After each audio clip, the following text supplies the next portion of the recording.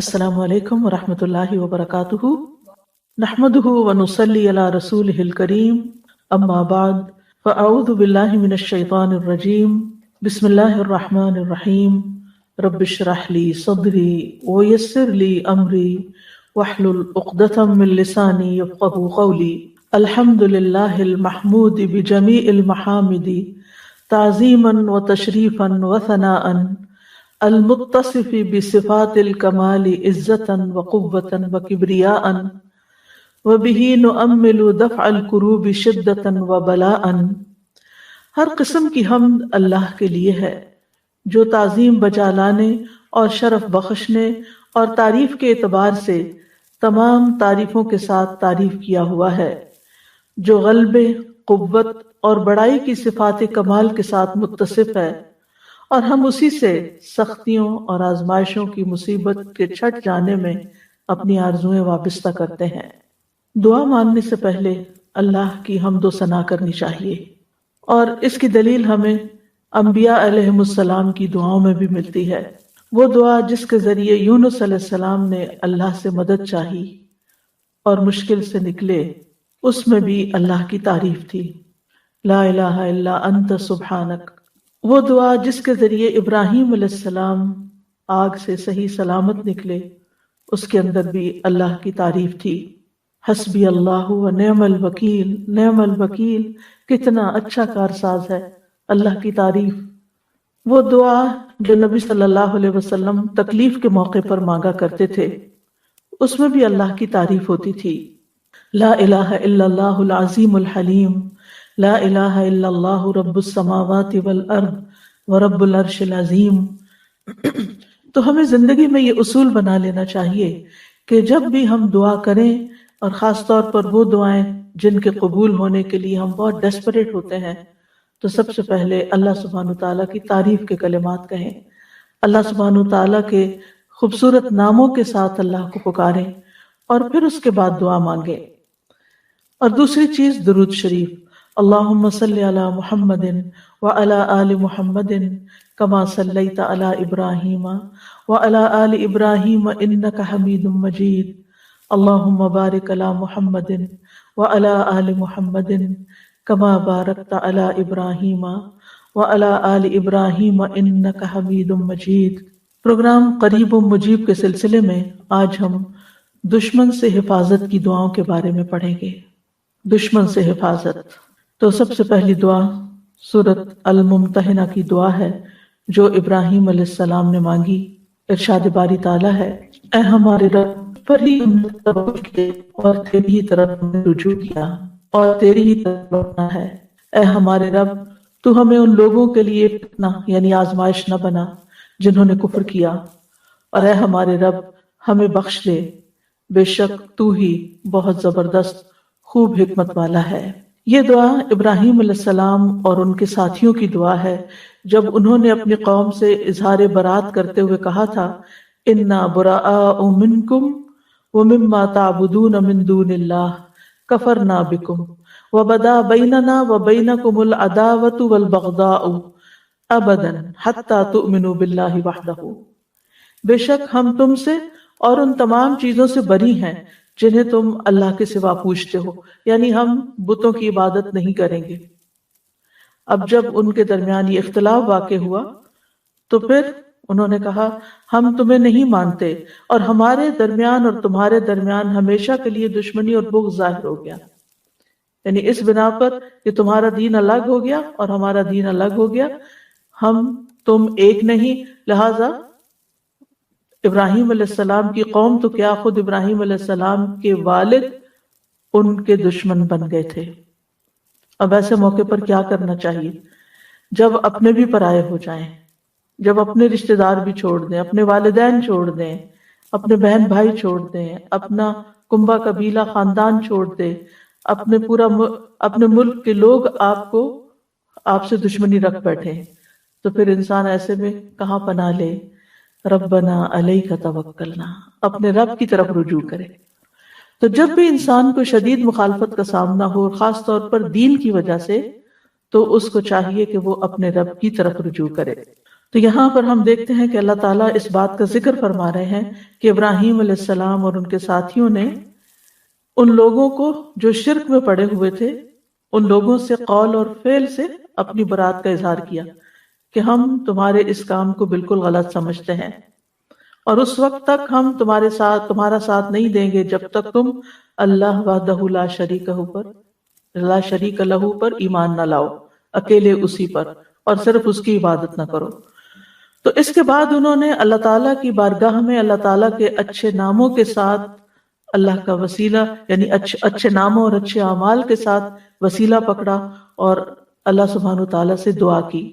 تو اس میں آپ دیکھیے کہ ایک تو اللہ سبحانہ تعالیٰ پر وہ توکل کر رہے ہیں اور اس کی طرف رجوع کر رہے ہیں، اللہ توکلنا، ٹھیک ہے، اور اسی کی طرف ہمارا رجوع ہے، وَإِلَيْكَ أَنَبْنَا، اور تیری ہی طرف ہم لوٹ کر آتے ہیں۔ اور دوسری طرف آخرت کے دن پر جو ان کا ایمان ہے، یعنی آخرت کے دن پر ایمان کے اس دن ہماری بخشش فرما دینا۔ تو اس صورت میں انسان جب اپنے ایمان کا وسیلہ دیتا ہے اور اپنے نیک اعمال کا وسیلہ دیتا ہے تو بھی دعا قبول ہوتی ہے۔ جہاں تک ربنا علیک توکلنا کا تعلق ہے تو اس میں دراصل اپنے معاملات کو اللہ کے سپرد کرنا ہے، اللہ سبحانہ و تعالیٰ کے سامنے اپنی بے بسی کا اظہار کرنا ہے کہ اللہ میرے ہاتھ میں تو کچھ نہیں، میں تو اپنے آپ کو پروٹیکٹ نہیں کر سکتا، تو ہی مددگار ہے، لہٰذا ہمارے تمام کاموں میں تو ہمارا والی وارث بن جا، چھوٹے کام ہوں یا بڑے کام ہوں، میں نے اپنے تمام معاملات تیرے سپرد کیے۔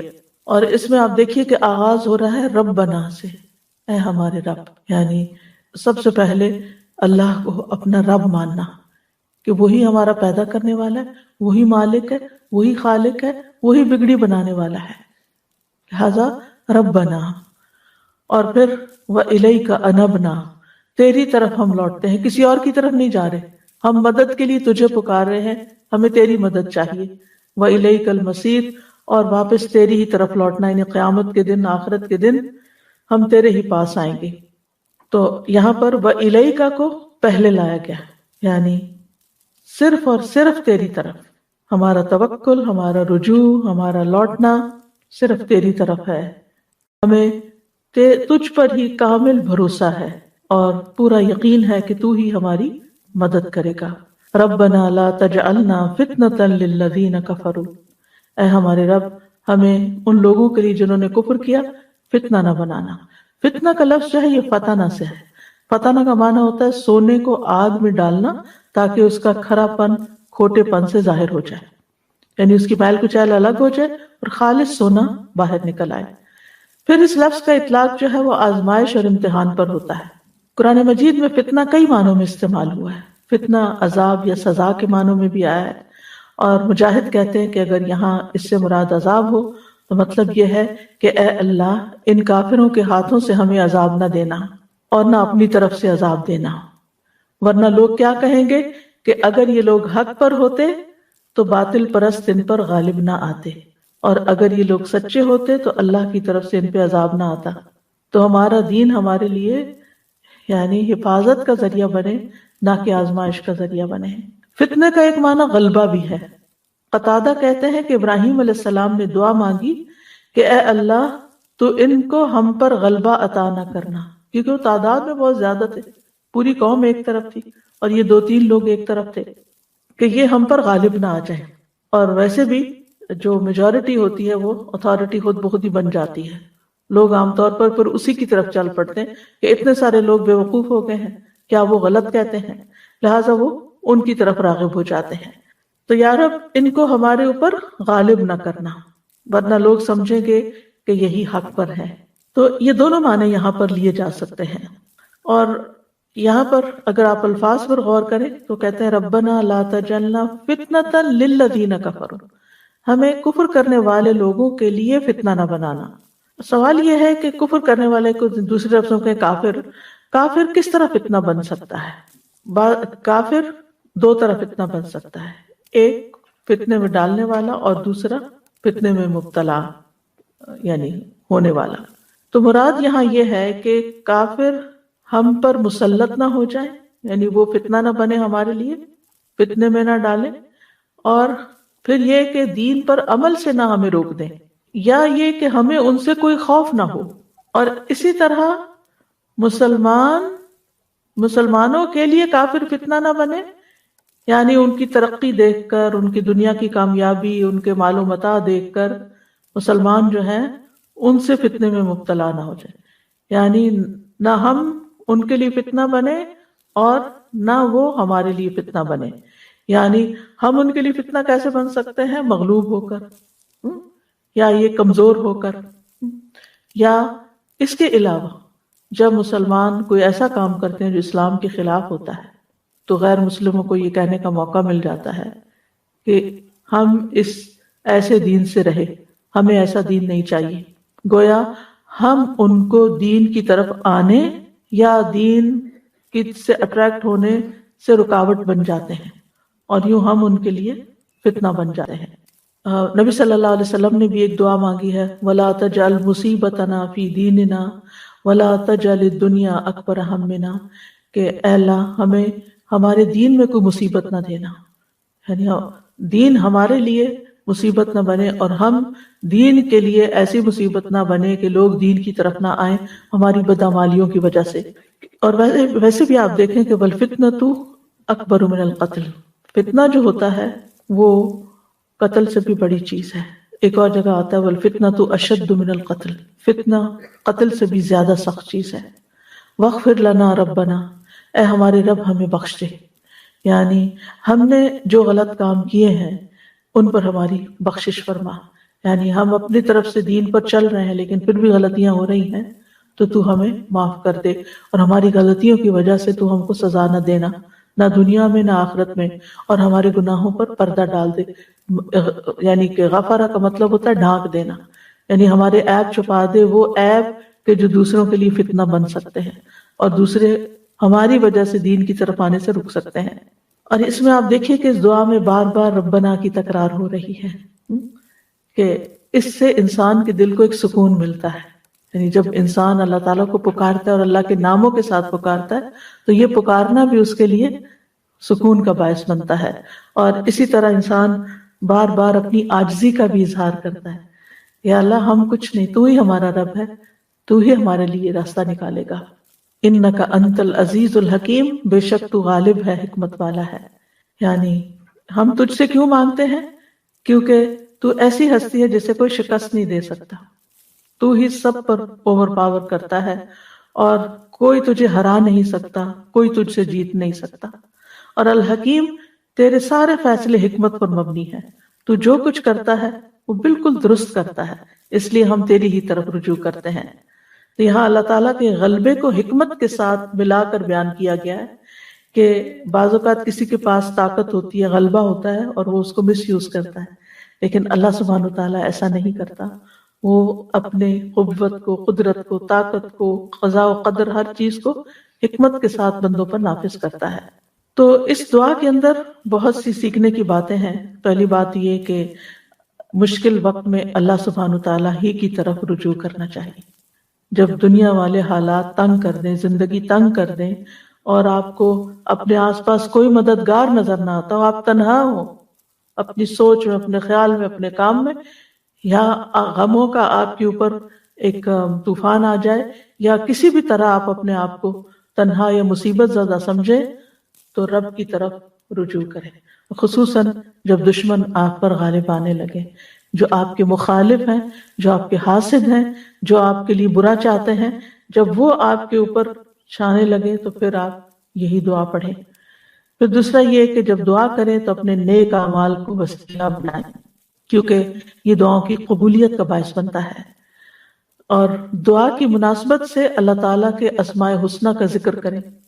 یعنی اگر کوئی چیز، کوئی راستہ نہیں کھل رہا تھا، آپ یا فتاح، اے کھولنے والے. اسی طرح اگر رزق کی تنگی ہے تو یا رزاق. اسی طرح باقی جو اللہ تعالیٰ کے نام ہیں وہ حسب ضرورت، حسب موقع ان کے ساتھ اللہ تعالیٰ کو پکارا جا سکتا ہے. پھر یہ کہ ایسے مواقع پر اپنی اللہ تعالیٰ سے اپنی بخشش بھی مانگنی چاہیے کہ کہیں ایسا تو نہیں کہ ہم اپنے گناہوں کی وجہ سے اللہ کی مدد سے محروم ہیں یا روک دیے گئے ہیں. یعنی اللہ کی مدد تو اور اللہ کی رحمت تو عام ہے، لیکن کس تک نہیں آتی جس کے بیچ میں اللہ اور بندے کے بیچ میں حجاب ہوتا ہے یا رکاوٹ ہوتی ہے، اور وہ حجاب گناہوں کی وجہ سے ہوتا ہے۔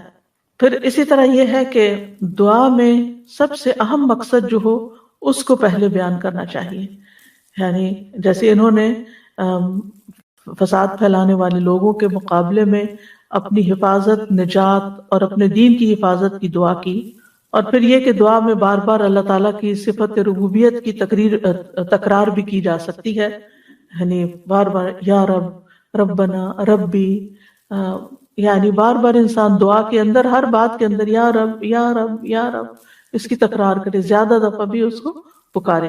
اور اللہ تعالیٰ کی جو ربوبیت ہے وہ دو طرح کی ہوتی ہے، ایک عام ربوبیت ہوتی ہے اور ایک خاص ربوبیت ہوتی ہے۔ عام ربوبیت ساری مخلوق کو حاصل ہے، انسان، جن، چرند پرند، حیوان، فرشتے، اللہ سب کا رب ہے، لیکن خاص ربوبیت اللہ کے مومن بندوں کو حاصل ہوتی ہے جب وہ اللہ کے اس نام کے ساتھ وسیلہ پکڑتے ہیں اور اللہ سے دعائیں مانگتے ہیں تو پھر ان کی دعائیں قبول ہوتی ہیں۔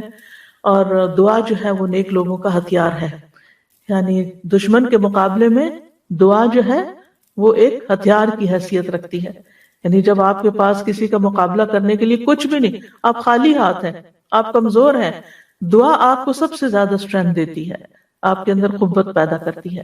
اور دعا کرتے ہوئے انسان کو وجہ بھی بتانی چاہیے کہ اللہ تعالیٰ میں آپ سے کیوں مانگ رہا ہوں، جیسے میں کہا نا کہ انک انت العزیز الحکیم، ہم تیری طرف اس لیے آئے ہیں کہ تو غالب ہے، تو حکمت والا، تو سب کچھ کر سکتا ہے۔ حکیم کا ایک معنی حاکم بھی کیا گیا، یعنی حکم تیرا ہی چلتا ہے، اس لیے ہم تیری طرف رجوع کرتے ہیں، تجھ پر بھروسہ کرتے ہیں، کیونکہ ہمارا یہ یقین ہے کہ تو کر سکتا ہے۔ اسی طرح آپ دیکھیے کہ پیغمبروں کی دعاؤں سے ہمیں یہ پتہ چلتا ہے کہ جب وہ دعا مانگتے تھے تو وہ جزیات کے ساتھ بھی دعا مانگتے تھے، یعنی وہ کس طرح کہ جو ان پر اللہ کی نعمتیں ہوتی تھی ان کا ذکر کر کے، مثلا یوسف علیہ السلام نے دعا مانگی، ربی قد آتیتنی من الملک وعلمتنی من تأویل الاحادیث فاطر السماوات والارض انت ولی فی الدنیا والآخرہ توفنی مسلما والحقنی بالصالحین۔ اب اس میں آپ دیکھیں دو چیزیں ہیں۔ سب سے پہلے انہوں نے کہا کہ اللہ تو نے مجھے ملک دیا، یعنی بادشاہت دی، دنیا کی نعمت کا ذکر کیا، بول کے منہ سے کہا، اور پھر وعلمتنی من تأویل الاحادیث، باتوں کی تعویل اور حکمت سکھائی مجھے، خوابوں کی تعبیر کا علم عطا کیا، یعنی علم بھی دیا، بادشاہت بھی دی، یہ دو بڑی نعمتیں تھیں، ان کا ذکر کیا۔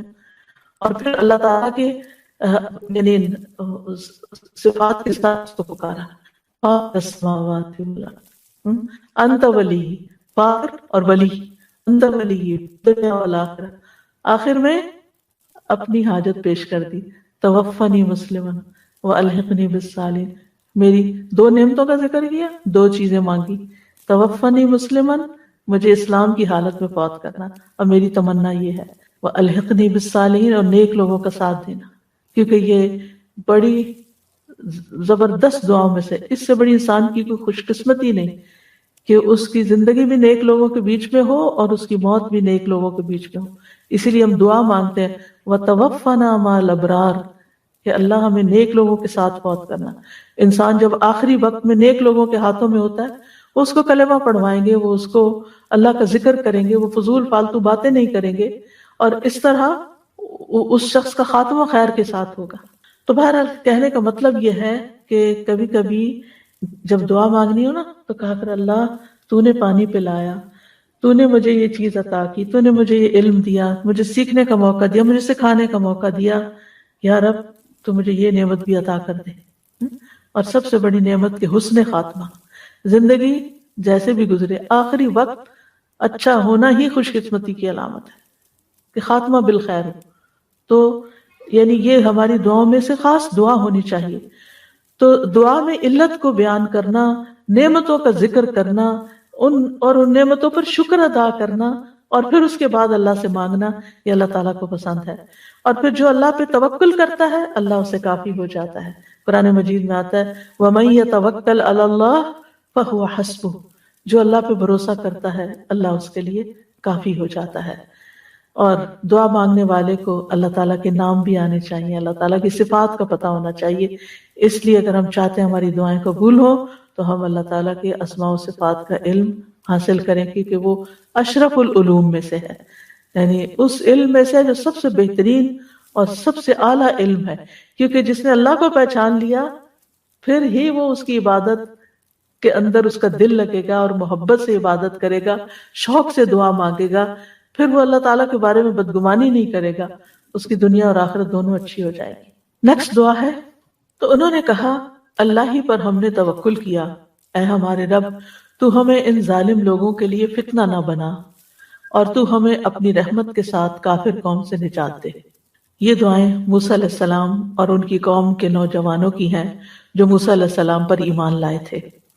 اللہ تعالیٰ نے موسیٰ علیہ السلام کو واضح نشانیاں دے کر فرعون اور اس کی قوم کی طرف بھیجا تھا جو بنی اسرائیل پر بہت ظلم و ستم کر رہے تھے، لیکن موسیٰ علیہ السلام کے واضح معجزات، چمکتا ہاتھ، عصا کا اژدہا بن جانا اور دیگر معجزات دیکھ کر بھی اور پھر خاص طور پر جادوگروں کی شکست کھانے کے باوجود وہ ایمان نہیں لائے، یعنی فرعون اور اس کے سردار جو تھے، سوائے اس کی قوم کے چند نوجوان لوگوں کے۔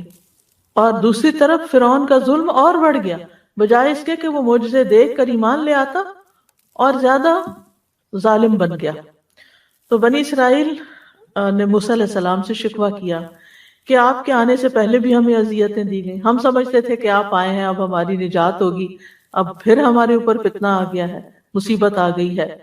تو موسیٰ علیہ السلام نے ان کو صبر اور توکل کی تلقین کی کہ اگر تم واقعی مسلمان ہو اور تمہارا یہ دعویٰ ہے کہ تم اللہ پہ ایمان رکھتے ہو تو پھر اسی پہ بھروسہ کرو، وہ ضرور تمہیں نجات عطا کرے گا۔ موسیٰ علیہ السلام کی قوم کے نوجوانوں نے یعنی موسیٰ علیہ السلام کی نصیحت کو نہ صرف یہ کہ قبول کیا بلکہ اس کے مطابق دعا بھی مانگی، زبان سے بھی اقرار کیا کہ ہم صرف اللہ ہی پر توکل کرتے ہیں، اور اے اللہ ہمیں ظالم لوگوں کے لیے فتنہ نہ بنانا کہ وہ ہم پہ غالب آ جائیں اور وہ یہ سمجھنے لگے کہ وہی حق پر ہے، کیونکہ ظالم دشمن جب غالب آتا ہے تو وہ سمجھتا ہے کہ وہ اپنے آپ کو جسٹیفائی کر لیتا، اپنی کامیابی کو سبب سمجھتا ہے، اپنی کامیابی کو وجہ سمجھتا ہے اپنے حق پر ہونے کی کہ میں ہی حق پر ہوں۔ تو انہوں نے کہا کہ یا رب ہمیں ان کے ہاتھوں عذاب نہ دے اور اس کافر قوم سے نجات دے۔ تو یہاں بھی آپ دیکھیں کتنا فاصلہ ہے زمانی ابراہیم علیہ السلام اور موسیٰ علیہ السلام کے بیچ میں، لیکن کتنی سملیرٹی ہے دونوں پیغمبروں کی تعلیم میں اور ان کے ماننے والوں کی دعاؤں میں۔ تو پیغمبر جو ہیں وہ اپنی قوم کو ہمیشہ توکل کا درس دیتے ہیں، اور یہ ایک حقیقت ہے، اگر آپ مسلمان بن کے جینا چاہتے ہیں نا تو یہ پاسبل ہی نہیں کہ اللہ تعالیٰ کی مدد کے بغیر کر سکے، کیونکہ دنیا میں بہت مشکلات ہیں، گھر کے اندر بھی ہیں، باہر بھی ہیں، مخالفتیں بھی ہیں، بہت کچھ ہے۔ تو جب آپ کا اللہ تعالیٰ کے ساتھ ایک مضبوط رابطہ ہو جاتا ہے تو پھر آپ بے خوف ہوتے ہیں، پھر آپ امن میں آ جاتے ہیں، پھر آپ پرسکون ہو جاتے ہیں کہ کوئی ہے جو میرے معاملات کو دیکھ لے گا۔ امام ابن قیم کہتے ہیں کہ اللہ پر توکل کرنے کی دو قسمیں ہیں۔ نمبر 1، دنیاوی حاجتوں کے حصول اور دنیاوی تکلیفوں کو ہٹانے میں اللہ پر توکل، یعنی دنیا کی کوئی مشکل ہے تو اس کے لیے آپ اللہ کی طرف رجوع کریں۔ دوسرا ہے اللہ کی پسند اور رضا کے حاصل کرنے کے لیے اللہ پہ توکل کرنا، کہ اللہ سبحانہ تعالیٰ کی رضا حاصل کرنے کے لیے اللہ کی طرف رجوع کرنا۔ اب اس چیز کو حاصل کرنے کے لیے جس کو اللہ پسند کرتا ہے، یعنی ایمان میں ترقی ہے، یقین میں اضافہ ہے، اسلام کی طرف دعوت ہے، عبادات کو بہترین طریقے سے کرنے کی توفیق ہے، تو یہ ساری چیزیں اللہ سبحانہ تعالیٰ ہی کی توفیق سے ہوتی ہیں۔ تو دونوں صورتوں میں انسان کو اللہ کافی ہو جاتا ہے، یعنی جب بندہ اللہ پہ توکل کرتا ہے جیسے کہ توکل کرنے کا حق ہے تو اللہ اس کو کافی ہو جاتا ہے، اور ضروری نہیں کہ انجام اس صورت میں ہو جس کو آپ پسند کرتے ہیں، بلکہ انجام اس صورت میں ہوتا ہے جس کو اللہ پسند کرتا ہے، جس کے ساتھ وہ راضی ہوتا ہے۔ تو موسیٰ علیہ السلام نے اپنی قوم سے کہا تھا کہ تم توکل کرو، تو انہوں نے فوراً بات مانی، فوراً بات قبول کی کہ ہم نے توکل کر لیا۔ اور یہاں بھی آپ دیکھیں کہ دعا میں جتنی بھی باتیں ہیں ان سب میں سب سے پہلے توکل ہی کی بات کی، توکل کو مقدم رکھا۔ ربنا لا تجعلنا فتنة للقوم الظالمین، اے ہمارے رب ہمیں ظالم قوم کے لیے فتنہ نہ بنا۔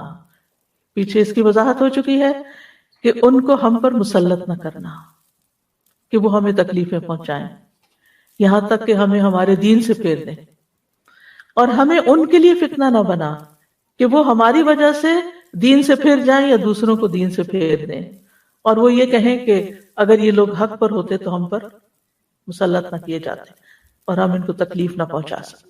وَنَجِّنَا بِرَحْمَتِكَ مِنَ الْقَوْمِ الْكَافِرِينَ، اور ہمیں اپنی رحمت کے ساتھ کافر قوم سے نجات دے دے، ہم ان سے بچنا چاہتے ہیں کیونکہ فرعون کا ظلم بڑھ چکا تھا۔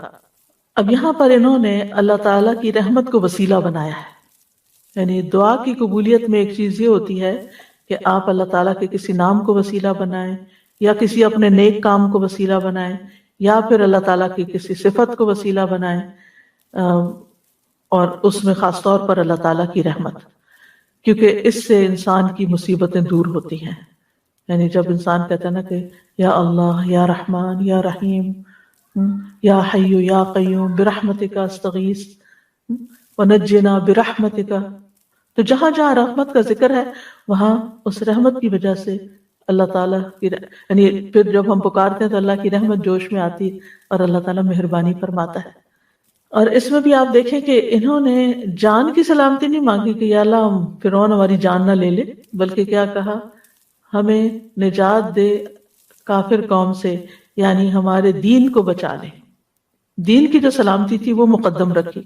اگر جان بچ جاتی اور دین سلامت نہیں، جیسے کہ آپ دیکھیں کتنی ہی جگہوں پر آج کے دور میں بھی، اگر آپ کو معلوم ہو کہ چائنا میں مسلمانوں کے ساتھ کیا ہوا، فلپین میں کیا ہوا، برما میں کیا ہوا، اس کے علاوہ روسی جو ریاستیں تھی پہلے مسلمان تھی، یعنی مسلمان ریاستوں پر جب حملہ ہوا تقریباً 20 لاکھ ایک جگہ پر مار دیے گئے، اور جو بچے ان کو کوئی اجازت نہیں تھی کہ وہ اپنے گھر میں قرآن بھی رکھیں یا نماز پڑھیں یا داڑھی رکھیں یا حجاب پہنیں۔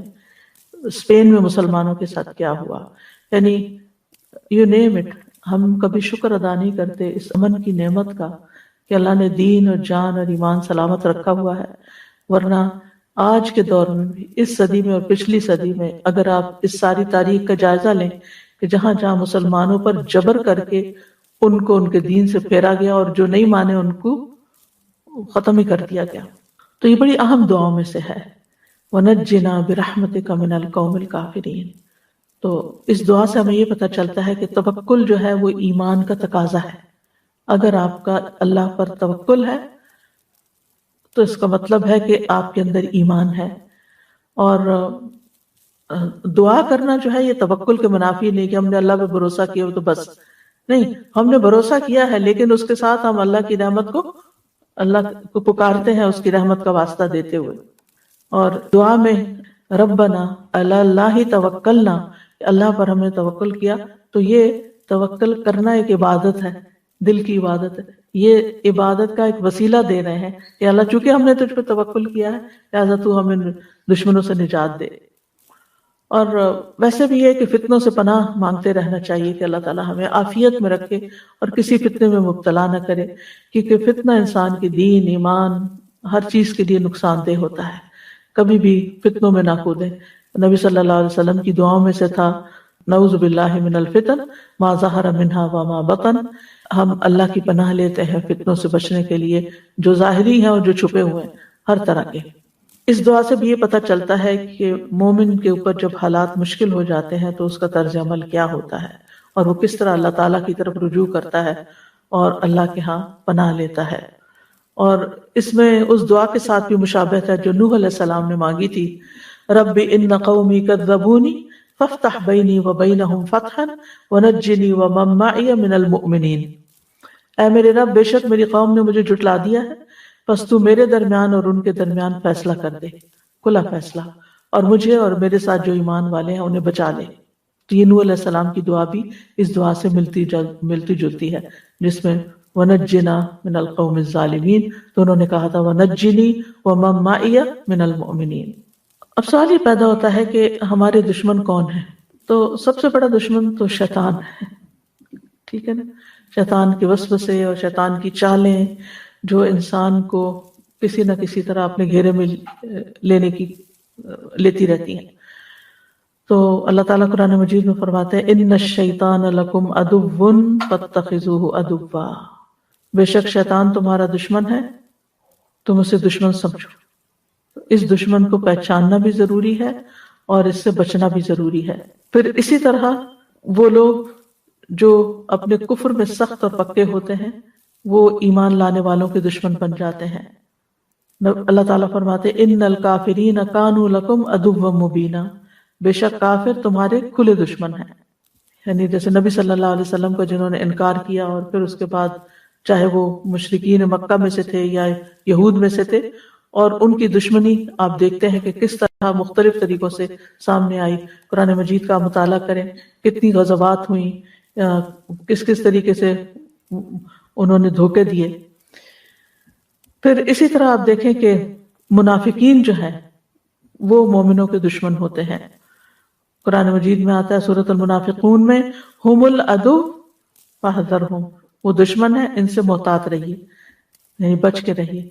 یعنی دشمن وہ ہوتا ہے جو ایک وہ ہوتا ہے جو سامنے آ کے حملہ آور ہوتا ہے، ایک وہ ہوتا ہے کہ جو چھپ کے حملہ کرتا ہے، جس سے انسان امن میں نہیں رہ سکتا، اس سے محتاط رہنا ضروری ہوتا ہے۔ اور پھر یہ ہے کہ کچھ ایسے ہوتے ہیں جو بظاہر آپ کے دوست بنے ہوئے ہوتے ہیں لیکن اندر سے وہ آپ کو کاٹ رہے ہوتے ہیں۔ تو جتنے بھی دشمن ہوں انسان کے، ان میں سے 3 جو ہیں وہ شدید ترین ہیں، جیسے شیاطین جن، منافقین اور کفار۔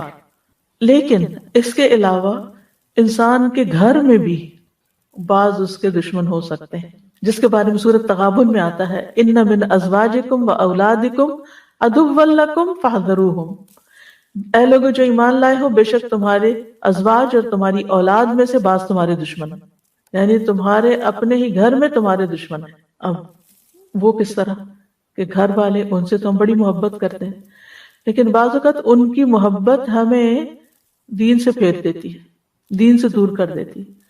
ان کی محبت میں بعض اوقات ہم غلط کام کرنے لگتے ہیں، بعض اوقات دوسروں پر ظلم و ستم کرنے لگتے ہیں۔ اب ایک چھوٹی سی مثال ہے، بہت چھوٹی، کہ جیسے ساس بہو کے جھگڑے میں چاہے بہو کا قصور ہو یا نہ ہو، اسی کو قصوروار بنا دیا جاتا ہے، اور بیٹا چاہے ظالم ہو، چونکہ بیٹا ہے، اپنا ہے، لہذا یعنی کہ غیر منصفانہ طور پر لوگ اس کا ساتھ دیتے ہیں۔ اب ویسے تو آپ بڑی اپنی محبت اس کا اظہار کر رہے ہیں، لیکن آپ ایک غلط کام میں غلط چیز کا ساتھ دے رہے ہیں، اپنی عاقبت برباد کر رہے ہیں۔ پھر اسی طرح آپ دیکھیے کہ بعض اوقات انسان ان کے آرام، آسائش اور ان کی دنیاوی خواہشات کو پورا کرنے کے لیے حرام حلال میں تمیز نہیں کرتا، اور اس طرح وہ ہمارے نجات کا سبب بننے کی بجائے الٹا مصیبت کا سبب بنتے ہیں، ناجائز کاموں کا انسان ارتکاب کر لیتا ہے۔ اور اسی طرح ازواج بھی بعض اوقات یعنی کچھ شوہر رشوت نہیں لینا چاہتے یا غلط کام نہیں کرنا چاہتے، لیکن بیویوں کے مطالبات ایسے ہوتے ہیں کہ جس میں انہیں مجبور ہو کر پھر حرام کی طرف قدم اٹھانا پڑتا ہے، اور بھی بہت سی چیزیں ہو سکتی ہیں۔ بہرحال جو دشمن سخت ترین دشمن ہیں اور جن سے ہر حال میں بچنا چاہیے، جس میں شیاطین جن و انس ہیں، اور ایسے لوگ جو آپ کے دین کے دشمن ہیں، اور ایسے جو اوپر سے تو آپ کے ساتھ ہیں مگر اندر سے آپ کے جاسوس ہیں یا منافق ہیں یا اندر سے وہ مخلص نہیں ہے، تو ان سب کے مقابلے کے لیے سب سے پہلا کام کرنے کا جو ہے وہ توکل ہے، کہ انسان اس چیز کے پیچھے نہ پڑا رہے، تجسس نہ کرتا رہے کون میرا دشمن ہے، کون نہیں ہے، کون میرے ساتھ ہے، کون میرے اس میں نہ پڑے، بلکہ کیا کرے، اپنا معاملہ اللہ کے سپرد کر دے۔ فَوَّضْتُ أَمْرِي إِلَى اللَّهِ، اللہ تعالیٰ اپنے نبی کو فرماتے ہیں یا ایھا النبی حسبک اللہ ومن اتبعک من المؤمنین، اے نبی آپ کے لیے بھی اور ایمان لانے والوں کے لیے جنہوں نے آپ کی پیروی اختیار کی، اللہ کافی ہے۔ آپ ان کا مقابلہ نہیں کر سکتے، لیکن یہ اللہ کا مقابلہ نہیں کر سکتے۔ جب اللہ ان کو پکڑے گا تو پھر یہ آپ کو نقصان نہیں دے سکتے، اور جو اللہ پہ بھروسہ کرتا ہے اللہ اس کو کافی ہو جاتا ہے، اس کو پھر اللہ کے سوا کسی اور کی مدد کی ضرورت نہیں رہتی۔ اور یاد رکھیے توکل کرنے والے کو اللہ کے اذن کے بغیر کوئی مخلوق نقصان نہیں دے سکتی۔ قُل لَن يُصِيبَنَا إِلَّا مَا كَتَبَ اللَّهُ لَنَا هُوَ مَوْلَانَا وَعَلَى اللَّهِ فَلْيَتَوَكَّلِ الْمُؤْمِنُونَ، ان سے کہیے ہمیں اگر کوئی مصیبت آئے گی تو بس وہی جو ہمارے مقدر میں لکھی ہے، وہی ہمارا سرپرست ہے، اور مومنوں کو اللہ ہی پر توکل کرنا چاہیے۔ پھر آپ دیکھیں واللہ خیر حافظا، دوسری چیز انسان کو یہ سمجھ چاہیے، حفاظت اللہ ہی کی حفاظت ہے، اور اللہ تعالیٰ بہترین حفاظت کرنے والا ہے، جیسا کہ یعقوب علیہ السلام نے اپنے بیٹوں کے بارے میں فرمایا تھا۔ یوسف علیہ السلام کی حفاظت کس نے کی؟ موسیٰ علیہ السلام کی حفاظت کس نے کی؟ جب ان کی ماں نے انہیں کاسکٹ میں ڈال کے دریا کے سپرد کر دیا تھا، کس نے حفاظت کی؟ اللہ نے حفاظت کی۔ یوسف علیہ السلام کو گہرے کنویں میں پھینک دیا گیا، اللہ نے کس طرح بچایا؟ اتنی اوپر سے کوئی چھلانگ بھی لگائے نا خود سے بھی تو حشر ہو جائے بندے کا۔ کہاں یہ کہ انہیں پکڑ کے پھینک دیا گیا کہ انہیں پتہ نہیں کہ وہ کہاں گر رہے ہیں، کس نے بچایا؟ کوئی ہڈی پسلی نہیں ٹوٹی، کوئی خراش تک نہیں آئی، اللہ نے بچایا۔ پھر ایک لمبی جدائی کے بعد ان کی واپسی ہوئی، اتنے 40 سال کے بعد واپس لوٹے تھے، یعنی ان کے والد، تو کس نے ان کو بچایا؟ اللہ نے بچایا۔ 40 سال ماں باپ کے بغیر، اپنی فیملی کے بغیر، مسلمانوں کے بغیر، یعنی وہ جس ملک میں تھے وہاں کوئی مسلم نہیں تھے، کوئی مسجد نہیں تھی، کوئی لیکچرز نہیں تھے، کوئی ماحول نہیں تھا، کچھ بھی نہیں تھا، لیکن اپنا ایمان کیسے سلامت رکھا۔ وہاں بھی انہیں یاد تھا کہ وہ کس کی اولاد ہیں، اور انہیں یاد تھا کہ وہ ان کا دین کیا ہے، اور وہ سارے ماحول کے باوجود ایمان پر ہے۔ زلیخا کے شر سے انہیں کس نے بچایا؟ لولا ان رأى برہان ربی، اللہ نے بچایا۔ ابراہیم علیہ السلام کی حفاظت کس نے کی؟ جب کہا گیا حرقوا، اس کو آگ میں جلا دو، وانصروا آلہتکم ان کنتم فاعلین، اور اپنے معبودوں کی مدد کرو اگر تم کچھ کرنے والے ہو۔ قلنا یا نار کونی بردا وسلاما علی ابراہیم، ہم نے کہا ہے آگ تو ابراہیم پر سراسر ٹھنڈک اور سلامتی بن جائے۔ یہ کرنے والا کون تھا؟ اللہ ہی تھا۔ پھر آپ دیکھیے کہ سلیمان علیہ السلام کو اللہ تعالیٰ نے عظیم بادشاہت دی تھی، جنات کو ان کے تابع کر دیا تھا، وہ جو حکم دیتے تھے بجا لاتے تھے، عجیب و غریب کام وہ کر دیتے تھے۔ تو ان کی جو سرکشی تھی اور ان کی جو طاقت تھی، آپ کو معلوم ہے سلیمان علیہ السلام کی مجلس میں کتنا طاقتور جن بیٹھا، جس نے کہا کہ صرف آنکھ جھپکنے کی دیر میں میں ملکہ بلقیس کا تخت اٹھا کے لا سکتا ہوں۔ اتنے بڑے جن کو، یا وہ جو بھی مخلوق تھی، یعنی آج تک کوئی اتنے سائنس اور ٹیکنالوجی ترقی کر چکی، آج تک کوئی ایسی چیز ایجاد نہیں ہوئی کہ جو اتنی دیر میں اتنا بڑا تخت اتنی دور سے اٹھا کے آپ تک پہنچا دے۔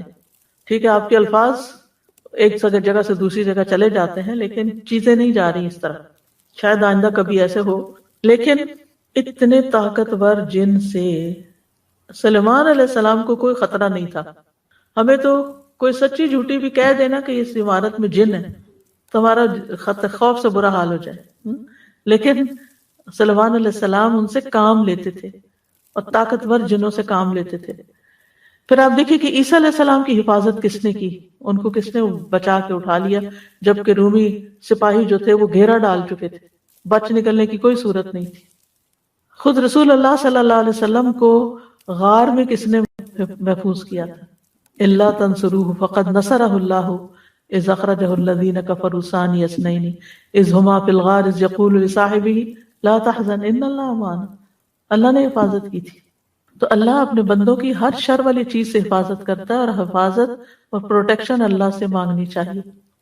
پچھلے دنوں ایک قصہ سننے کا اتفاق ہوا، اس کی صداقت تو اللہ ہی بہتر جانتا ہے، لیکن جو شخص بیان کر رہا تھا وہ بہت ہی یقین اور صداقت کے ساتھ کہ کس طرح امریکہ میں ایک تبلیغی جماعت آئی، اور وہ پیدل جماعت تھی، تو وہ کہیں نہ کہیں کسی کھلی جگہ ٹینٹ لگا لیتے تھے رات کو، اور پھر کبھی مسجد میں اور لوگوں کو اسلام کی دعوت دیتے تھے۔ تو وہ کہتے ہیں کہ وہ ایک چرچ کے باہر جو پارکنگ لاٹ ہوتی ہے وہاں انہوں نے خیمہ لگا لی۔ تو یہ جو نریٹ کر رہے تھے فرسٹ ہینڈ سٹوری، یہ کہتے ہیں کہ میں نے جب دیکھا تو میں سخت پریشان ہو گیا، کیونکہ وہاں کا قانون یہ اجازت دیتا ہے کہ اگر کوئی ٹریس پاس کرے یا کوئی آپ کی پراپرٹی میں بغیر اجازت کے آ کے بیٹھ جائے تو آپ اس پہ گولی چلا سکتے ہیں۔ تو کہتے ہیں کہ جب جو ہی مجھے پتا چلا تو میری ٹانگیں کانپ رہی تھی، اور میں فوراً پہنچا کہ آپ جلدی یہاں سے اٹھے ورنہ آپ کی جان خطرے میں ہے۔ کہتے ہیں کہ جو ان کا لیڈر تھا وہ بڑے سکون اطمینان کے ساتھ بیٹھا رہا، مسکراتا رہا، اور اس نے کہا کہ آپ بھی آئیں، بیٹھیں، کھانا کھائیں، کچھ نہیں ہوتا، اللہ کی زمین ہے اور ہم اس پہ بیٹھے ہیں۔ تو خیر اس کے بعد یہ ہوا کہ وہی بات ہوئی کہ 3-4 ٹرک آ گئے، بہت سارے لوگ آ گئے، انہوں نے گولیاں برسانی شروع کر دی، اور یہ جو صاحب تھے اندر، یہ دیکھنے والے بھی اور جو جماعت تھی، انہوں نے صرف یہ دعا پڑھی، وَجَعَلْنَا مِن بَيْنِ أَيْدِيهِمْ سَدًّا وَمِن خَلْفِهِمْ سَدًّا فَأَغْشَيْنَاهُمْ فَهُمْ لَا يُبْصِرُونَ۔ کہتے ہیں کہ ساری گولیاں کہیں اور ہی چلی گئیں، ایک گولی ان پر نہیں پڑی۔ پھر آخر وہ اتر کے آئے وہاں اندر اور دیکھا کہ یہ کیا ہو رہا ہے، تو ان کو تو ایک طرح خراش بھی نہیں آئی، تو وہ کہنے لگے کہ یہ کیا معاملہ ہے۔ تو انہوں نے کہا کہ یہاں کیوں ہو تم؟ انہوں نے کہا کہ ہم اس طرح مسافر ہیں اور ہم نے اپنا خیمہ یہاں لگایا ہے، اور تو بہرحال وہ سارا قصہ پورا یہ ہوا تو کہ وہ بہت زیادہ مرعوب ہوئے، پتہ نہیں پھر مسلمان ہوئے یا نہیں، آگے کی مجھے کہانی نہیں معلوم، لیکن وہ اس بات پر بہت ہی حیران تھے کہ ہم تو یہ دیکھنے آئے کہ جو اندر لوگ ہیں وہ مرے بھی ہیں کہ نہیں، تو یہاں تو ایک بھی نہیں، کچھ بھی نہیں ہوا کسی کو۔ تو یعنی آج کے دور میں بھی بعض اوقات اس طرح کے واقعات ہو جاتے ہیں کہ کوئی بچہ ہو آخری منزل سے اوپر کئی سٹوری سے گرتا ہے اور وہ بالکل صحیح سلامت ہوتا ہے، اور یعنی بچانے والا اللہ ہے۔ تو اگر کسی بھی خوف اور دہشت کے موقع پر آپ پورا بھروسہ اللہ پہ کر لیں، اللہ کو پکاریں۔ اور مچھلی کا قصہ جو یونس علیہ السلام کا، وہ تو سب جانتے ہیں کہ مچھلی کے پیٹ میں جا کے باہر نکلنا، اور ریسنٹلی بھی ایک واقعہ پیش آیا ہے اس کے، تو بلکہ میں نے کلپ بھی دیکھا تھا کہ کس طرح وہ اندر سے اس کو نکالا گیا انسان کو۔ یعنی ہم اگر آپ دیکھیں کہ اس وقت بھی ہمارے آس پاس بہت سے خطرات ہو سکتے ہیں، ہم کہیں چل رہے ہیں، ہم کہیں سفر کر رہے ہیں، ہمیں تو پتہ بھی نہیں ہوتا کہ کس طرح اللہ سبحانہ وتعالیٰ ہماری جان بچا دیتا ہے، کس طرح حفاظت کرتا ہے۔ جب ہم سو جاتے ہیں ہمیں کچھ پتہ ہوتا ہے ہمارے پاس کون سا کیڑا مکوڑا چل رہا ہے، لیکن کس طرح ایک نظام کے تحت اس نے ہمارے کانوں کو پروٹیکٹ کیا ہوا ہے کہ اندر جو ویکس ہے وہ اتنی کڑوی ہے کہ کوئی کیڑا مکوڑا اندر جانے کی ہمت نہیں کرتا، اس کو دور سے ایسی اسمیل آتی ہے کہ وہ اندر نہیں گھستے سوائے وہ کن کھجور کے جو شاید، لیکن عمومی طور پر آتے تھے۔ اسی طرح باقی بھی جنات ہیں، حیوانات ہیں۔ ہم لوگ تو یہاں بہت ایک پروٹیکٹڈ قسم کے ماحول میں رہتے ہیں، لیکن بہت سے لوگ زمین پہ سوتے ہیں، ان کے پاس چھت نہیں ہوتی، جھگیوں میں سو رہے ہوتے ہیں، کسی وحشی جانور کے آنے سے کوئی چیز روکنے والا دروازہ بھی نہیں ہوتا، جھگیاں ایسی ہوتی ہیں کہ کپڑا ڈالا ہوا ہوتا ہے سامنے، کوئی چیز پروٹیکٹ نہیں کرتی، لیکن اللہ تعالیٰ بچاتا ہے۔ تو اللہ سبحانہ وتعالیٰ ہی کی حفاظت ہوتی ہے، لہٰذا جتنے بھی مختلف طرح کے ہمارے دل میں خوف ہے نا، وہ نکال دینے چاہیے، یہ کہنا چاہیے اللہ میرا تجھ پر بھروسہ، اور اللہ خیر حافظہ، اللہ ہی بہترین حفاظت کرنے والا ہے۔ لا تحزن ان اللہ معنا، اللہ ہمارے ساتھ ہے۔ یعنی بعض اوقات ہوتا ہے نا کسی کو گھبراہٹ ہوتی ہے، انگزائٹی شروع ہو جاتی ہے، پریشانی شروع ہو جاتی ہے کہ معلوم نہیں اب کیا ہو جائے گا، اب تو میں زندہ نہیں بچ سکتا، لیکن اگر زندگی ہے تو وہ بچا لے گا، اور اگر زندگی نہیں تو کوئی بچا نہیں سکتا۔ بعض لوگوں کو سانپ کاٹ جاتا ہے اور وہ نہیں مرتے کیونکہ اللہ بچاتا ہے، ابھی زندگی ہے۔ بعض لوگ آپ دیکھیں کہ کتنی دور تک بیماری میں چلے جاتے ہیں کہ ڈاکٹر جواب دے دیتے ہیں، اور زندگی ہوتی ہے تو پھر سانس پڑ جاتے ہیں، پھر لوٹ آتے ہیں۔ قرآن مجید میں آتا ہے لہو معقبات من بین یدیہ ومن خلفہ یحفظونہ من امر اللہ، ہر شخص کے آگے اور پیچھے اللہ کے مقرر کردہ نگران ہوتے ہیں جو اللہ کے حکم سے اس کی حفاظت کرتے ہیں۔ مجاہد کہتے ہیں کہ ہر انسان پر ایک فرشتہ مقرر ہے جو نیند کی حالت میں اور جاگتے ہوئے اس کی جنات، انسانوں اور کیڑے مکوڑوں سے حفاظت کرتا ہے، سوائے اس چیز کے جس کی اللہ نے اجازت دی تو وہ پہنچ کے رہتی ہے۔ یعنی اگر کوئی نقصان دینے والی چیز نے آنا ہے وہ آ جائے گی، لیکن ادروائز حفاظت کے لیے اللہ نے بتا دیا کہ فرشتے مقرر ہیں۔ کعب احبار کہتے ہیں اگر اللہ عز و جل نے تم پر فرشتے مقرر نہ کیے ہوتے جو تمہارے کھانے، تمہارے پینے، تمہارے پردے کی چیزوں میں تمہارا دفاع نہ کرتے تو یقیناً جن تم کو اچک کے لے جاتے۔ تو اللہ تعالیٰ فرشتوں کے ذریعے حفاظت کرتا ہے، اور خاص طور پر آپ دیکھیں کہ نبی صلی اللہ علیہ وسلم کی کس طرح حفاظت کی، کہ ابو جہل نے کیا کہا تھا کہ اگر میں نے محمد کو دیکھا صلی اللہ علیہ وسلم کہ وہ کعبہ کے پاس نماز پڑھ رہے ہیں تو میں ان کی گردن رون دوں گا۔ تو اسے کہا گیا کہ وہ محمد ہے، وہ کہنے لگا مجھے تو نظر نہیں آ رہے۔ تو رسول اللہ صلی اللہ علیہ وسلم نے فرمایا اگر وہ ایسا کرتا تو فرشتے سب کے سامنے اسے پکڑ لیتے، اور جب اسے بتایا کہ کس ڈائریکشن میں اور اس نے آنے کا ارادہ کیا تو اس کو آگ نظر آئی وہاں سامنے، تو وہ کوئی نقصان نہیں دے سکا۔ تو اللہ سبحانہ تعالیٰ کی جو حفاظت ہے اس میں ابن رجب کہتے ہیں کہ اللہ تعالیٰ دو طرح بندوں کی حفاظت کرتا ہے، ایک ان کی دنیا کی مصلحتوں کی حفاظت، جیسے ان کے جسم، جان، مال سب کی حفاظت، اور جیسے دشمنوں کے خلاف حفاظت، اور دوسرے ان کے دین ایمان کی حفاظت۔ یعنی ایک دنیا کی حفاظت دنیاوی چیزوں کی، اور ایک دین ایمان کی حفاظت. تو دین ایمان کی حفاظت جو ہے اس میں جیسے دل کو شبہات اور شکوک و شبہات سے بچاتا ہے، کیونکہ وہ دل میں اگر دین کے کسی بھی چیز کے بارے میں شک آ جائے تو نفاق کی طرف لے جاتا ہے. یعنی فی قلوبہم مرض، کس کے بارے میں کہا گیا؟ منافقین. تو شکوک و شبہات جو ہے یہ ایک بیماری ہوتے ہیں، اور ایسے لوگ پھر منافقت کی طرف چل جاتے ہیں. پھر اسی طرح شہوات، خواہشات اگر دل میں وہ پیدا ہو جائے تو وہ بھی انسان کو دین میں پھر انسان کمپرومائز کرنے لگتا ہے. تو اللہ سبحانہ و تعالیٰ انسان کو وسوسوں سے بچاتا ہے، انسان کے ایمان کو مضبوط کرتا ہے، اور اسی طرح اللہ تعالیٰ بندوں کی عقل اور قوت کی حفاظت بھی کرتا ہے، صحت کی حفاظت کرتا ہے. بعض سلف صالحین کہتے ہیں کہ عالم کی عقل زائل نہیں ہوتی. ابھی ریسنٹلی وہ نسیم بہن کی ڈیتھ ہوئی ہے، ماشاءاللہ حافظ قرآن تھی، یہاں کی گریجویٹ تھی، الہدا سے انہوں نے کیا تھا. تو سیٹرڈے کو ان کی وفات ہوئی، اور وفات کے وقت ماشاءاللہ ان کی بہنیں، ان کے دوست ان کے پاس تھیں. تو بتا رہے ہیں کہ تھوڑی دیر پہلے تک بھی وہ باتیں کر رہی تھی، معافی مانگ رہی تھی اور باتیں کر رہی تھی، کلمہ پڑھ رہی تھی، استغفار کیا، توبہ معافی کی. یعنی آخری لمحے تک ان کی عقل سلامت تھی. یعنی کہ حالانکہ کافی ایجڈ بھی تھی اور بہت عرصے سے شدید بیمار بھی تھی. بندہ بیمار ہو تو اس کی ویسے ہی عقل کام نہیں کرتی، اتنی تکلیف میں ہو، ہر 2 گھنٹے بعد مارفین لگ رہی تھی، لیکن اس پین میں بھی اور درد میں بھی کلمہ بھی نصیب ہوا، بے ہوش نہیں تھی، صحیح سلامت عقل کام کر رہی تھی.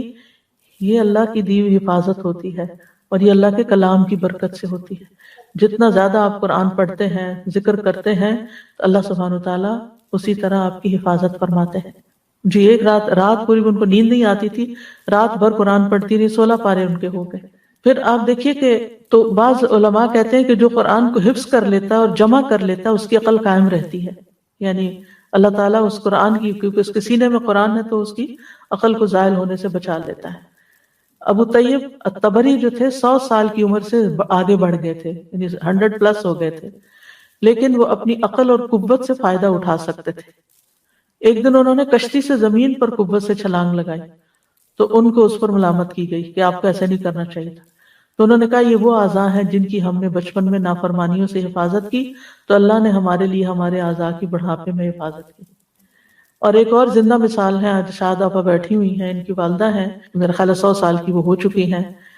سبحان اللہ، سارا دن یعنی ان کی جو روٹین ہے وہ صبح ناشتے کے بعد سے ظہر تک مسلسل قرآن پڑھتی رہتی. کتنی خوش قسمتی کی بات ہے کہ انسان اتنی عمر تک پہنچے اور پھر وہ اپنا سارا دن جو ہے وہ قرآن کے ساتھ گزارے، اور اسی طرح باقی نمازیں بھی اپنی پڑھتی ہیں، اور ذکر اذکار اور ساری ہوش حواس سلامت، اور کھانا پینا ہر چیز، یعنی کہ بھوک بھی لگتی ہے، کھا پی بھی لیتی ہیں اپنی، یعنی کوئی قوت بھی بحال ہے، کسی کے اوپر اس طرح یعنی ڈیپینڈنٹ نہیں ہے. میں ہمیشہ جب وہ آتی ہیں تو میں پوچھتی ہوں ان کا حال چال، اور پوچھتی ہوں کہ اب کیا حال ہے. وہ ایک تجسس ہوتا ہے نا کہ اتنی عمر ہو گئی ہے کس حال میں ہے، تو بتاتی ہیں ماشاءاللہ پہلے سے بھی بہتر ہے، پہلے سے بھی اچھی ہے، اور یہ ان کی روٹین ہے. تو یہ اللہ کی حفاظت سے ہوتا ہے. اور پتہ نہیں بندے کی وہ کون سی نیکی، اور وہ ماشاءاللہ جب میری ان سے ملاقات ہوئی ہے ہمیشہ وہ اللہ کی تعریف کر رہی ہوتی، اللہ کا شکر بول بول کے شکر ادا کر رہی ہوتی. ہم بعضوں کا شکر ادا کر بھی لیتے ہیں، ہم زیر لب کہہ لیں الحمدللہ شکر اللہ کا، بس یعنی تھکے ہارے. لیکن وہ جس قوت کے ساتھ اللہ کا شکر ادا کرتی ہے تو حیرت ہوتی ہے دیکھ کے کہ اتنا جذبہ اور ایمان کہاں سے آیا. ورنہ عام طور پر دیکھا گیا کہ بوڑھے لوگ ڈپریشن میں چلے جاتے ہیں، اور ان سے یعنی کہ نہ وقت پہ نماز، نہ ذکر، نہ اذکار، کچھ نہیں، کیونکہ کوئی وضو کرانے والا نہیں ہے، کوئی ساتھ ہاتھ پکڑنے والا نہیں. ہمیں جو بندہ اللہ کے ساتھ سچا ہو جاتا ہے، اللہ کے لیے خالص ہو جاتا ہے، اللہ سبحانہ وتعالیٰ خود اس کی حفاظت فرماتا ہے. یعنی جب آپ خالص ہوتے ہیں اور نیت کرتے ہیں تو اللہ سبحانہ وتعالیٰ پھر واقعی آپ 1 قدم چل کے جاتے ہیں اس کی طرف تو 10 قدم آپ کی طرف آتا ہے. پھر آپ دیکھیے کہ وہ حدیث بھی ہے نا، احفظ اللہ یحفظ کا، تم اللہ تعالیٰ کے احکامات کی حفاظت کرو، اللہ تمہاری حفاظت کرے گا. پھر اللہ بندے کے نہ صرف بندے کی حفاظت کرتا ہے، اس کے مال اور اولاد کی بھی حفاظت کرتا ہے. جیسے سورۃ کہف میں آتا ہے نا، اما الجدار فکان لغلامین یتیمین فی المدینۃ وکان تحتہ کنز لہما وکان ابوہما صالحا. اور دیوار کی بات یہ ہے کہ وہ 2 یتیم لڑکوں کی تھی جو اس شہر میں رہتے تھے. اس دیوار کے نیچے ان کے لیے خزانہ دفن تھا اور ان کا باپ نیک آدمی تھا. تو موسیٰ علیہ السلام اور خضر علیہ السلام نے وہ دیوار اس کے اوپر دوبارہ بنا دی جو گری ہوئی تھی کہ خزانہ ایکسپوز ہو جاتا. کہ یہ بچے بڑے ہوں گے تو پھر اپنا خزانہ نکالیں گے۔ ابن عباس کہتے ہیں کہ ان یتیم بچوں کے والدین کے نیک ہونے کی وجہ سے ان کی حفاظت کی گئی تھی۔ محمد بن منقدر کہتے ہیں اللہ تعالیٰ بندے کی نیکی کی وجہ سے اس کے بچوں کی، بچوں کی اولاد کی، بچوں کی اولاد کی اور اس کے خاندان اور قبیلے کی حفاظت کرتا ہے۔ اتنی دور تک جاتی ہے نیکی، صرف اس بندے کی نہیں، بندے کی اپنی اولاد کی بھی، پھر آگے اس کی اولاد کی بھی، اور پھر اس کے آس پاس کے لوگوں کی بھی، ان کی بھی حفاظت ہوتی ہے۔ جب تک وہ انسان زندہ رہتا ہے وہ سب لوگ اللہ کی حفاظت میں ہوتے ہیں۔ نیکی کی اپنی ایک خوشبو ہوتی ہے، نیکی کا اپنا ایک فائدہ ہوتا ہے، ایک برکت ہوتی ہے، کوئی معمولی چیز نہیں ہے۔ اور اللہ تعالیٰ کی حفاظت جن اعمال سے ملتی ہے، سب سے پہلے صبر اور تقوی۔ وَإِن تَصْبِرُوا وَتَتَّقُوا لَا يَضُرُّكُمْ كَيْدُهُمْ شَيْئًا، اگر تم صبر کرتے رہو گے اور اللہ کا تقوی اختیار کرو گے تو کہ ان کی چالیں تمہیں کوئی نقصان نہیں دیں گی۔ ان اللہ بما یعملون محیط، جو وہ کر رہے ہیں اللہ اس کو گھیرے ہوئے ہے، وہ تم تک نہیں پہنچیں گی چالیں۔ قتادہ کہتے ہیں جو اللہ سے ڈرتا ہے اللہ اس کو کافی ہو جاتا ہے، جس کا ساتھی اللہ ہو اس کے ساتھ ایسا لشکر ہوتا ہے جس کو شکست نہیں دی جا سکتی، اس کے ساتھ وہ پہرے دار ہے جو سوتا نہیں ہے، اس کے ساتھ وہ رہنمائی کرنے والا ہے کہ وہ بھٹکتا نہیں ہے۔ تو ہمیں دین کے احکامات کی حفاظت کرتے رہنا چاہیے تاکہ اللہ کی حفاظت ملے۔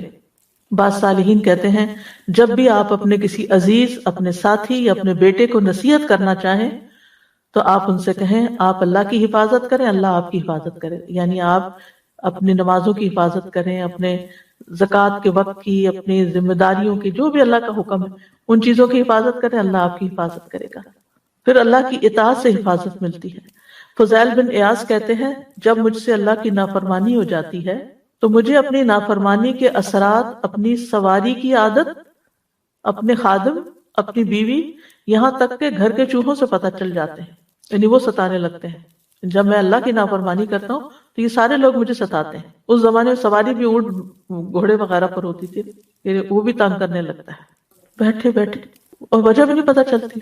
سلف صالحین میں سے کوئی ایک کہتے ہیں کہ جب ہم نے اللہ کی اطاعت کی تو سب کچھ ہمارے تابع کر دیا گیا، یہاں تک کہ جنگلوں میں موجود جنگلی جانور بھی، اور جب ہم نے نافرمانیاں کی تو اللہ نے ان کو ہم پر مسلط کر دیا، یہاں تک کہ وہ چوہے بھی ہم پہ مسلط ہو گئے جو بلوں میں تھے، وہ ہمیں تنگ کرنے لگے۔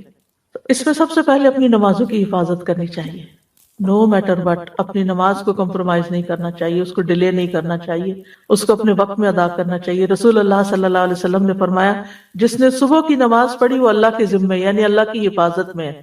ابن قیم کہتے ہیں نماز کا پڑھنا رزق کو کھینچ لاتا ہے، صحت کی حفاظت کرتا ہے، تکالیف کو دور بھگاتا ہے، بیماریوں کو بھگاتا ہے، دل کو تقویت دیتا ہے۔ نماز چہرے کو روشن بناتی ہے، نفس میں خوشی بھر دیتی، سستی دور کر دیتی، اعضاء کو متحرک کرتی، بندے کی قوتوں کو مدد دیتی ہے۔ وہ لوگ جو کسی آفت، بیماری، آزمائش یا مصیبت میں مبتلا کیے جاتے ہیں تو ان میں سے جو نمازی ہوتا ہے اس کو کم تکلیف پہنچتی اور اس کا انجام سلامتی والا ہوتا ہے۔ یعنی بعض اوقات تکلیف ایسی ہوتی ہے جو سب پر آتی ہے، آندھی ہے، بارش ہے، طوفان ہے، یا کوئی بیماری ہے، کچھ بھی، لیکن وہ اس سے کم متاثر ہوتا ہے۔ دنیا کے شر کو بھی نماز سب سے زیادہ دور کرتی ہے، یعنی اس کی تاثیر عجیب ہے۔ اسی لیے نبی صلی اللہ علیہ وسلم پر جب کوئی پریشانی آتی تو آپ سب سے پہلے کیا کرتے تھے؟ نماز کی طرف دوڑتے تھے، کیونکہ جتنا بندے کا اللہ سے تعلق ہوگا اتنا ہی انسان اپنے دشمن پہ قابو پا سکے گا۔